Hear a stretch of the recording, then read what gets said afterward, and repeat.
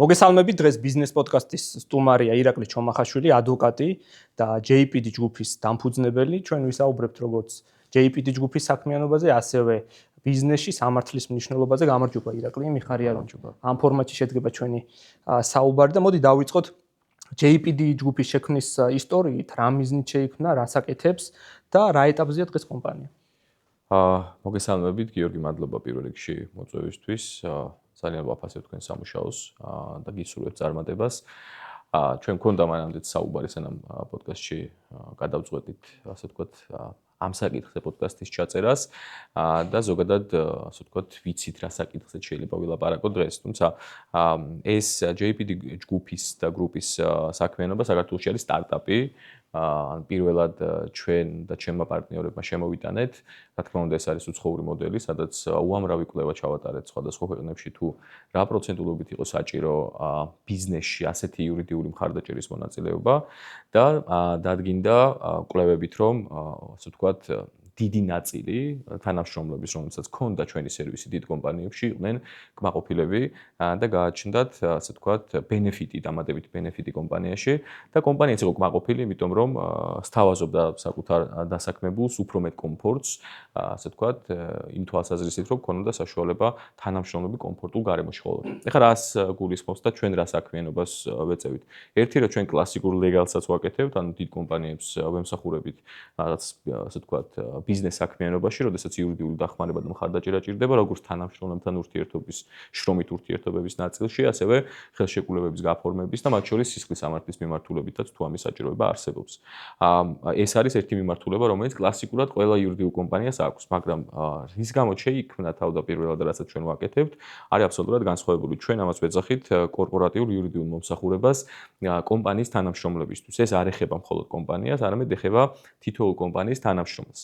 და ეს მოიცავს იურიდიულ მხარდაჭერას ყველა მიმართულებით კომპანიის თანამშრომლისთვის. ბჭყალებში ამას დაზღვევასაც ვეძახით, თუმცა დაზღვევის სტილია, მაგრამ ამას დაზღვევის ტერმინს ვერ დავარქმევთ. უფრო იურიდიულ მხარდაჭერას დავარქმევთ ამ მოცემულობას და 6 თვე მუშაობდით პროგრამებზე, შევქმნით სოფტები, ანუ პროგრამები, საიდან შეუძლია დაგვიკავშირდნენ ჩვენი ბენეფიციარები, ანუ დიდ კომპანიაში დასაქმებული, ასე ვთქვათ, დასაქმებული პირები, რომლებიც შეიძენენ ჩვენ პაკეტს, ან კომპანია შეუძენს, ასე ვთქვათ, ჩვენს პაკეტს ამ საკუთარ თანამშრომლებს და გვაქვს ასევე call center, გვაქვს სოფტი, საიდან შეიძლება დაკავშირება და ფაილების ატვირთვა და მომსახურება და უწევთ 24 საათიან მომსახურებას გადაუდებელ შემთხვევებში თანამშრომლებს. აი ზოგადად რა არის, ხო? პირველი, რაზეც შესავლის შემდეგ უნდა ვილაპარაკოთ. ეს პროდუქტი არის ყველა თანამშრომლისთვის იურიდიული, დამოუკიდებელი იურიდიული მომსახურების გარანტია. ანუ ადამიანს, რომელსაც ამ ქვეყანაში შეიძლება ნებისმიერ რამე მოუვიდეს იურიდიულად, 24 საათი ექნება წვდომა საკუთარ იურისტთან, ან call center-ის საშუალებით, ან პროგრამის საშუალებით და ექნება საშუალება, რომ ნებისმიერ საკითხზე დასვას შეკითხვა მიიღოს იურიდიული კონსულტაცია, შეუდგინონ დოკუმენტები, გაასაჩივრონ ჯარიმები და ასე შემდეგ. ჩვენი მთავარი მიზანი სწორედ არის რაოდენობრივად მომსახურება და ჩვენ გვინდა რომ მაქსიმალურად მეტ ადამიანს მივცეთ კომფორტი და საშუალება, რომ ნებისმიერ პრობლემაზე მოგმართოს. და რა თქმა უნდა, ეს არის როგორც დაზღვევა, ყოველთვიური მცირედი გადასახადით, რომელსაც ხშირ შემთხვევაში კომპანია უზრუნველყოფს და ბენეფიტს თავაზობს, როგორც მაგალითად ეს შეიძლება იყოს სამედიცინო დაზღვევის ბენეფიტი ან რაღაც ნებისმიერი ბენეფიტი, ან ეს არის ხოლმე ინდივიდუალურად ადამიანების მხრიდან გამოხატული. ირაკლი, ეს ახალია ხო საქართველოში, იმიტომ რომ საქართველოში არსებობს ჯანმრთელობის, ავტომობილის ქონების დაზღვევა და საერთაშორისო უფრო განვითარებულ ქვეყნებში არის ეს კორპორაციული იურიდიული დაზღვევა. რაზეც ახლა შენ საუბრობ. და რა არის, რატომ არის მნიშვნელოვანი ეს სამართლებრივი კორპორაციული იურიდიული დაზღვევა ბიზნესისთვის ისევ მნიშვნელოვანი, როგორც პირობითად ქონების ან ფინანსური რისკების დაზღვევა. და საქართველოში როგორც ხედავ, პირველი ნაბიჯებს თქვენ გქონთ ახლა ამ მიმართულებით. ხო, ანუ აქ ჩვენ საზღვრავთ, რომ ბიზნესისთვისაც ერთი მხრივ მომგებიანი იყოს და მეორე მხრივ თავად დასაქმებულისთვისაც რომ გამოხატოს ინტერესი. ბიზნესისთვის, ბიზნეს ყოველთვის აინტერესებს ნორმალურ პირობებში რა მოცემულობაში მუშაობს მისი თანამშრომელი. აქვს თუ არა კონკრეტული სტრესი, პირადი ცხოვრებიდან გამომდინარე და ასე შემდეგ. ჩვენ ვკვლევებს რომ დავეფუძნეთ თანამშრომლების 20% დიდი კომპანიების ყოველწლიურად განიცდის პირად, ასე ვთქვათ, იურიდიულ პრობლემებზე გამოწვეულ სტრესს. ხშირ შემთხვევაში ფიქრობს იურიდიულ პრობლემებზე თუ როგორ უნდა მოაგვაროს, ეძებს ადვოკატს, ეძებს ადამიანებს, რომლებიც დაეხმარებიან სახლის გადაფორმებაში, ჯარიმის გასაჩივრებაში, წერილების შედგენაში, ნებისმიერ საკითხში და ამან შეიძლება გამოიწვიოს კომპანიისთვის სერიოზული ფინანსური ზიანი. მათ შორის თანამშრომლის მხრიდან დევიაციები რაღაც თვალსაზრისით ფინანსურ ნაწილში და ასევე კონცენტრაციის დაკარგვაც მათ შორის. და თუ თანამშრომელს ექნება განცდა, რომ რა პრობლემის წინაშე არ უნდა იდგეს სახლში ან გარეთ ან სამსახურში, ეყოლება ადამიანთა ჯგუფი, რომელსაც ნებისმიერ საკითხზე მიმართავს, ეს ერთი მხრივ თანამშრომლისთვის არის ბენეფიტი და ძალიან კარგი. შევაჩვევთ მათ შორის ქართულ საზოგადოებას, რომ იურის უნდა მიმართონ იქამდე, სანამ პრობლემა გაღვივდება, პრევენციაზე ვიმუშაოთ და არა პრობლემის მოგვარებაზე. უფრო იაფი ვიდრე შემდეგ დავა. ზუსტად მაგას ვამბობთ ჩვენ. იმიტომ რომ ხშირ შემთხვევაში ადამიანს არ აქვს საკმარის ფული თუნდაც იურიდიული კონსულტაციისთვის. ხო, საკმარის თანხა არ აქვს. თუ მას მიზერული თანხა კომპანია გადაუხდის მიზერულ თანხას და იქნება საშუალება, რომ შეუზღუდავი წვდომა კონდეს, ასე ვთქვათ, ამ მიმართულებით ის არ გახდება თაღლითური სქემების მსხვერპლი, ხშირ შემთხვევაში არ გახდება სახელმწიფოსგან გარკვეული თვალსაზრისით შეიძლება არასწორი მიდგომის მსხვერპლი და ასე შემდეგ. მუდმივად ექნება განცდა თანამშრომელს, რომ ერთი მხრივ ჩვენი კომპანია მას ეზრუნავს, ხოლო მეორე მხრივ ჩვენი კომპანია მათი კომპანიის დახმარებით ზრუნავს. და ეს არის ძალიან მნიშვნელოვანი ბენეფიტი. ამიტომ ვამბობთ, რომ ეს სამედიცინო და ზოგადად დაზღვევებთან ერთად წარმოადგენს სოფლიოში, წამყვან ქვეყნებში უკვე ჩვეულებრივ ბენეფიტურ მოცემულობას რა. განვითარებულ ქვეყნებში ეს კორპორაციული იურიდიული დაზღვევა და ალბათ აქაც წავა იმ მიმართულებით, რომ როგორც ავტომობილის და ჯანმრთელობის დაზღვევა გახდა საყოველთაო პირობითად, ეს მიმართულებაც აუცილებლად უნდა ჩაებას და შესაძლებელი იქნება ალბათ, რომ კარგი იქნება უпростоრად, რომ კანონმდებლობის დონეზეც რაღაც დონეზე მოხდეს ამის განხილვა, იმიტომ რომ კომპანიებს გარკვეული მითითებები გქონდეთ ან დაევალოთ, რომ ჩართონ საკუთარი თანამშრომლები კორპორაციული იურიდიულ დაზღვევაში. იმიტომ რომ ფაქტობრივად რისკები ყოველთვის არსებობს განსაკუთრებით იმ ცხოვრების ტემპში, რაც დღეს არის და დარწმუნებული ვარ, რომ ამ მიმართულებით იქნება წარმატებული მათ შორის საქართველოშიც. კი, განსაკუთრებით ეს როცა ეხება ჩვენ პროფესიულსაც ვაკეთებთ, მაგალითად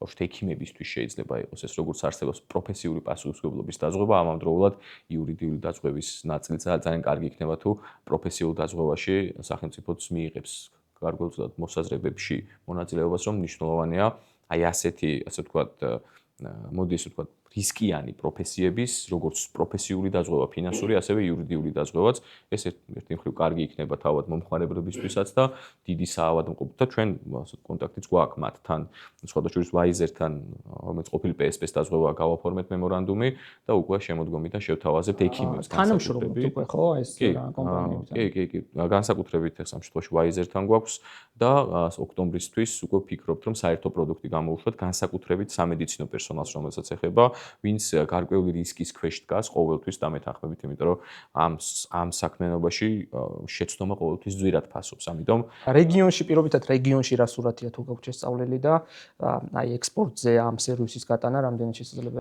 აი ექსპორტზე ყოველთვის ვფიქრობდით და ამიტომ ჩვენ აქამდე ვისაუბრეთ მხოლოდ კომპანიის თანამშრომლებზე. ეს გვაქვს ერთი პროექტი, რომელსაც ვაკეთებთ, უკვე ყავს კომპანიები, მუშაობთ უკვე აქტიურად და ბევრთან მიდის მოლაპარაკება რაღაცა პირობების შედგენის თვალსაზრისით. მეორე ეს არის რეგიონალური თვალსაზრისით, ჯერ ვფიქრობთ, რომ ტურისტული იურიდიული პასუხისმგებლობის დაზღვევა გავაკეთოთ. ნებისმიერ ტურისტს, რომელიც ჩამოდის ქვეყანაში, ხშირ შემთხვევაში ექმნება გარკვეული პრობლემა. და ამ პრობლემის მით უმეტეს რომ მათ საერთოდ ნაცნობები საქართველოში არ ყავთ და ნაცნობით ადვოკატის მოძიება ძალიან რთულია.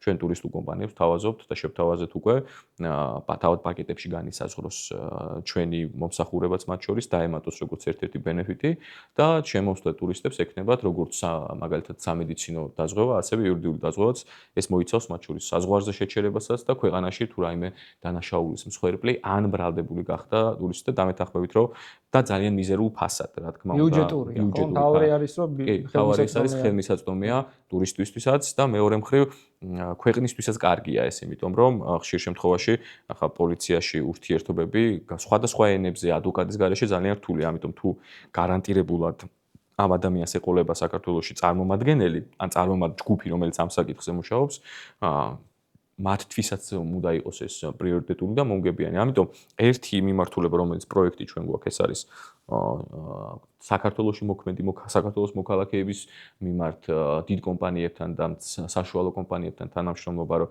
მათ შეუძინონ ეს კონკრეტული პაკეტი თავის თანამშრომლებს, რომ თანამშრომელს მუდმივად კონდეს ნებისმიერ საკითხზე იურიდიული კონსულტაციის წნომა სრულად უფასოდ. მეორე ეს არის ჩვენი მთავარი მიმართულება ასევე ტურისტულ სეზონებზე და ტურისტული მიმართულება და ტურისტულ სააგენტოებთან მუშაობა. დავაპირებთ გავაფართოვოთ მათ შორის აპლიკაციებით არა მარტო ტურისტულ, ან ნებისმიერ შემომსვლელთან ტურისტული კომპანიის გარეშეც, რომ აპლიკაციით subscription-ის ყიდვის საშუალება გქონდეს.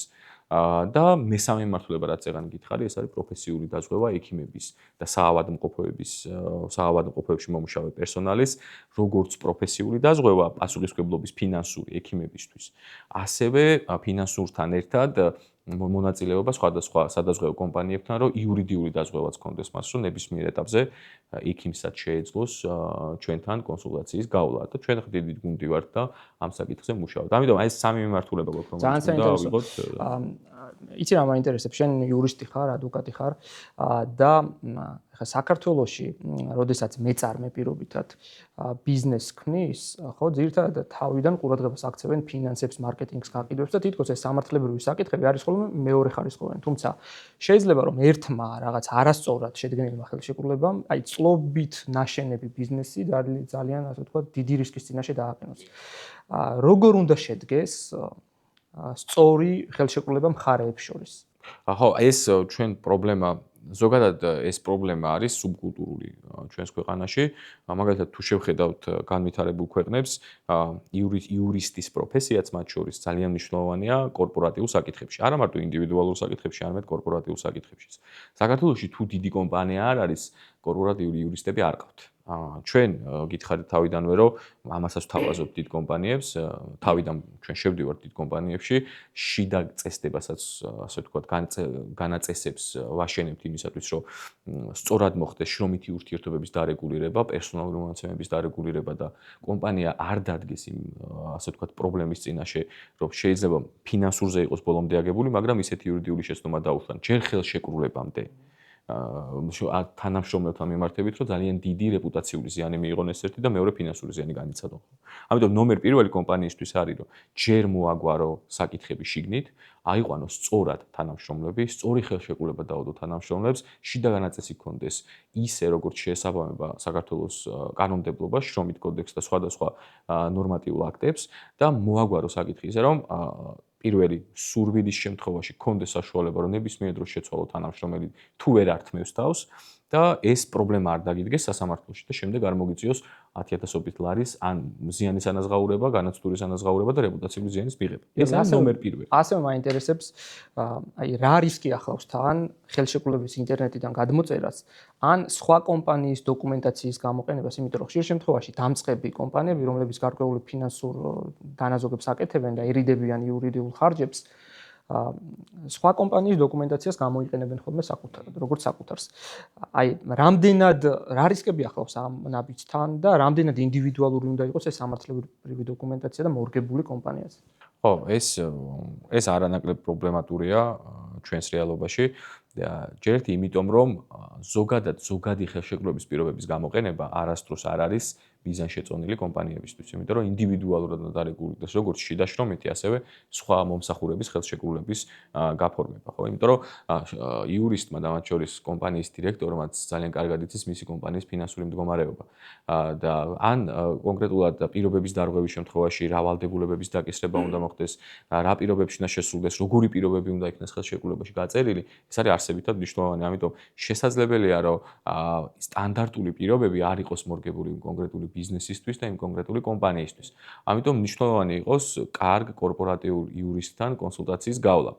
მაგალითად ჩვენს კომპანიაში ძალიან კარგი კორპორატიული იურისტები არიან, მათ შორის ჩვენ არა მხოლოდ კომპანიებს, არამედ ინდივიდუალურად დირექტორებსაც, აღმასრულებელ დირექტორებსაც ვემსახურებით, რომ არ მოხდეს გარკვეული დევიაცია კომპანიის ინტერესებსა და დამფუძნებელსა და თავად დირექტორებს შორის, ხო? შესაბამისად, კომპანიას აქვს პასუხისმგებლობა, თუ ეს არის დიდი განსაკუთრებით კომპანიასაც დამფუძნებლები არიან, დირექტორს აქვს პასუხისმგებლობა დამფუძნებლების მიმართ, რომ ყველაფერი გააკეთოს კომპანიის სასიკეთოდ. თუ კომპანია სურს მიზერული ხარჯები დაზოგოს მხოლოდ იურიდიულ საკითხებში, დამერწმუნდეთ, რომ ჩვენ ასეთ პრობლემებს, როდესაც ვეხებით, როცა ვნახულობთ, სურთ რომ ძალიან მიზერულ ფასად დიდი ხელშეკრულება, დიდი მოცულობის ხელშეკრულება გააფორმოთ, ეს ყოველთვის პრობლემატურია.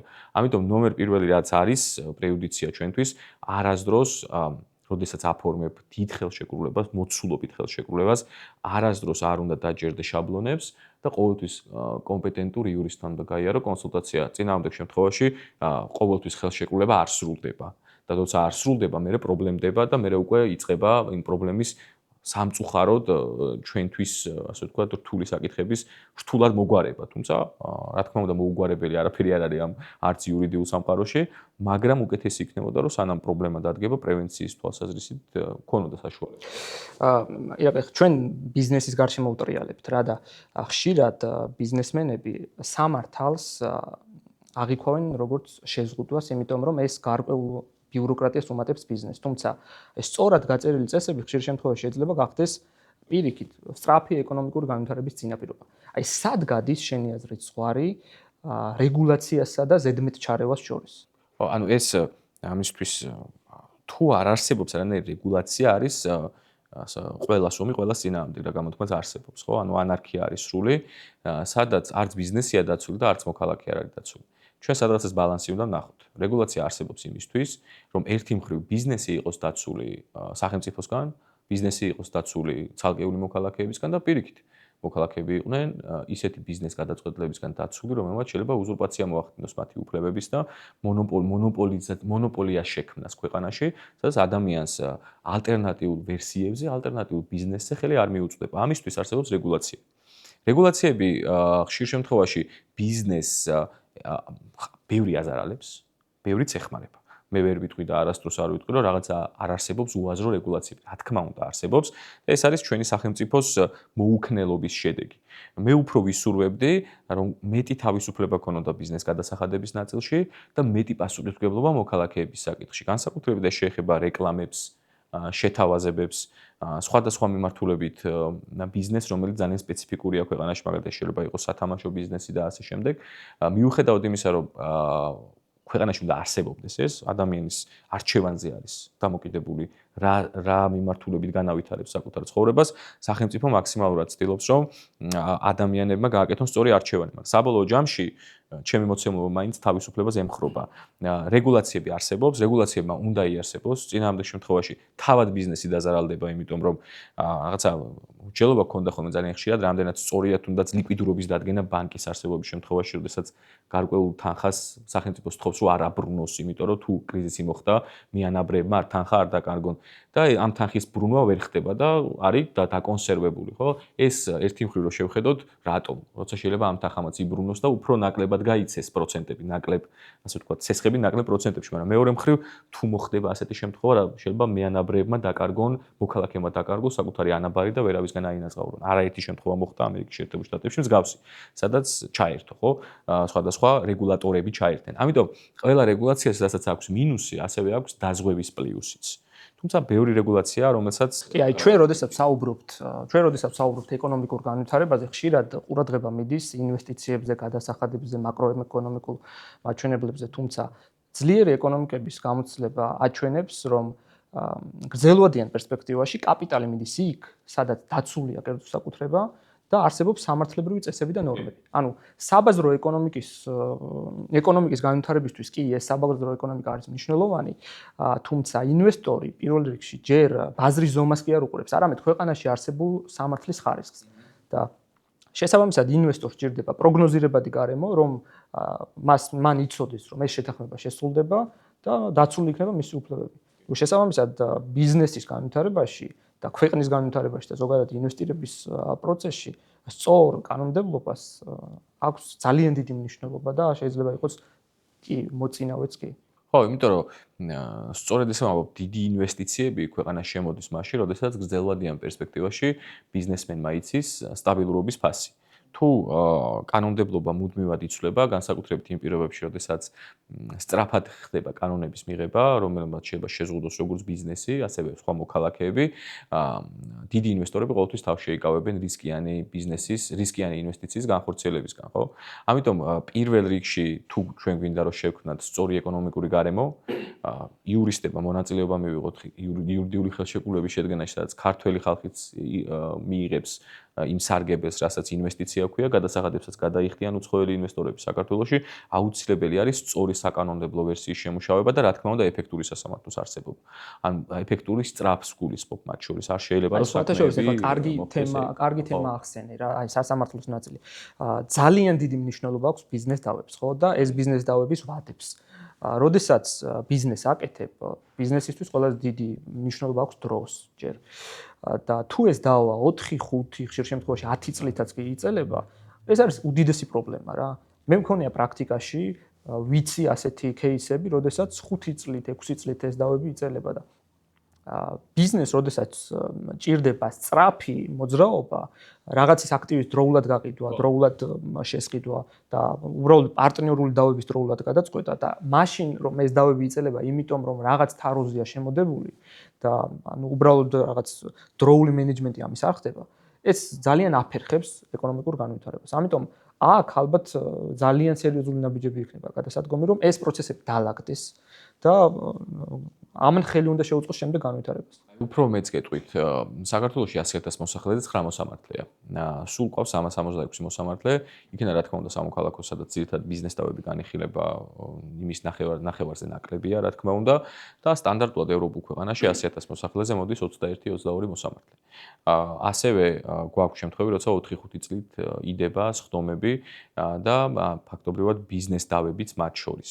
და ინვესტიციას და მშენებლობა შეეხებოდეს, შეიძლება კონკრეტული თანხის გადმორიცხვას და შემდეგ ბიზნესის გახსნას, ბევრ რამეს შეიძლება შეეხებოდეს ეს დავა, პარტნიორებს შორის შეიძლება არსებობდეს ეს დავა, რომელმაც ბიზნესი გაკოტრებამდე მიიყვანოს, თუ სწრაფად არ იქნა გადაწყვეტილი, ხო? ან რაღაცა სახელშეკრულებო პირობების დარღვევის შედეგად ზიანის ანაცხაურებას, ხო? ბიზნესმა თუ ვერ მიიღო ის ზიანი, რომელიც შეიძლება მიადგეს კონკრეტული პირისგან ან სხვა მეორე კომპანიისგან, შესაძლებელია მან ის ინვესტიცია რამდენიმე წლით ვეღარ განახორციელოს, ვეღარ აიღოს ის პასუხისმგებლობები, რომელიც აქამდე ჰქონდა. ამიტომ სწრაფი მარცხაჯულება არის ძალიან მნიშვნელოვანი სამართლიან მარცხაჯულებასთან ერთად. ჩვენს ქვეყანაში სამწუხაროდ მოსამართლეთა რაოდენობა 3-ჯერ ნაკლებია, ვიდრე საჭიროა.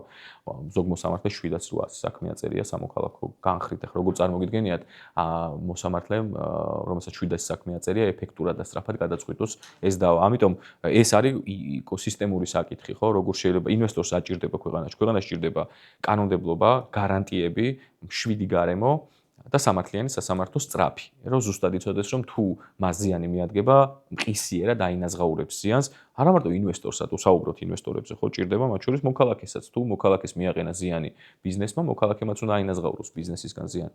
თუ ჩვენ ქვეყანაში ამიტომ ვერ ჩამოყალიბდა შორის ირაკლი, მე მაქვს შეხება მქონია ისეთ საქმეებთან, როდესაც ეს იციან კორპორაციებმა, რომ ეს დავადები სამართლებრივი დავები დროში იწელება და ამით სარგებლობენ და აი მოქალაქეებთან დაკავშირებით ხშირად არის რომ როდესაც იგივე სადაზღვევო კომპანიები შესაბამისად არ ანაზღაურებენ თანხებს და ამათან შემდეგ რაღაც კონფლიქტი არის და ეს გადაინაცვლებს ხოლმე სასამართლოში, ხო?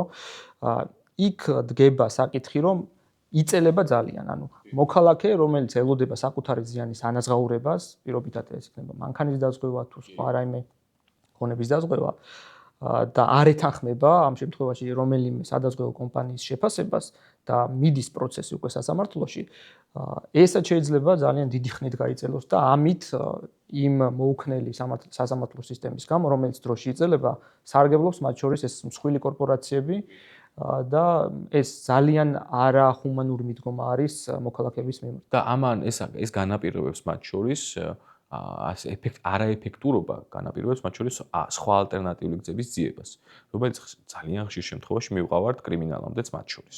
ამიტომ მნიშვნელოვანი არის ერთი მხრივ, რომ თავად მოქალაქეები არ დაზიანდნენ და კომპანიებისგან სწრაფად მიიღონ ის ზიანი, რომელიც მათ ეკუთვნით. და მეორე მხრივ ესენი შეიძლება იყვნენ კომპანიებიც, რომლებიც ითხოვენ ზიანის ანაზღაურებას მოქალაქეებისგან და შეიძლება 4-5 წლის განმავლობაში ვერ მიიღონ ამ ზიანის ანაზღაურება, დაყადაღებული კონდეს ან ერთ მხარეს, ან მეორე მხარეს ეს ქონება 5 წლის ვადით და წარმოიდგინეთ, რომ შემდეგი წლის ბიუჯეტში ვერ წერა, ვერც შემოსავლად, ვერც გასავლად. ამდენიმე დავას, რომელმაც შეიძლება გადამწყვეტი როლი ითამაშოს შენი ბიზნესის განვითარებაში. ირაკლი, მაქვს ესეთი შეკითხვა. არსებობს ესეთი, როდესაც ბიზნესი სრულად იცავს კანონებს და ნორმას, ეს რამდენად შეიძლება იქცეს კონკურენტულ მინუსად. რას გულისხმობ?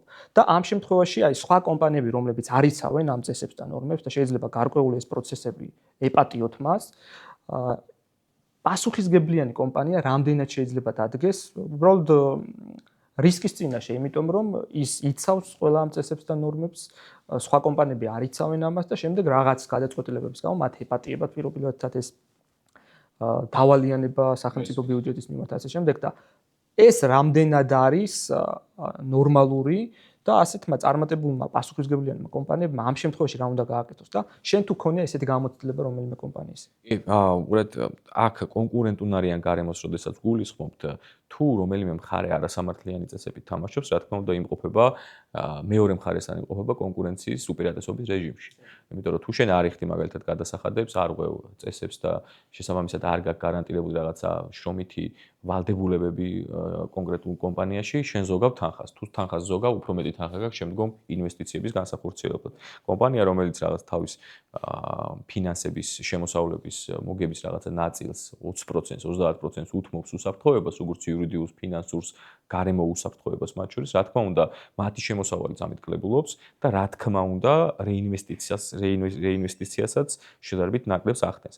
თუმცა იმ მეორე კომპანიებს არ უნდა დავიწყდეთ არასდროს, რომ ასეთი მაღალ რისკიანი საქმიანობის განხორციელება ხშირ შემთხვევაში არა მარტო კორპორატიულ პასუხისმგებლობასთან არის დაკავშირებული, არამედ სისხლის სამართლებრივ პასუხისმგებლობასთანაც არის დაკავშირებული. ამიტომ შეიძლება ამ რისკიანმა მოქმედებამ მთლიანი ბიზნესის ასე ვთქვათ, დესტრუქცია გამოიწვიოს. შეიძლება დირექტორის პასუხისმგებლობა გამოიწვიოს და ბიზნესის ლიკვიდაციაც კი მათ შორის.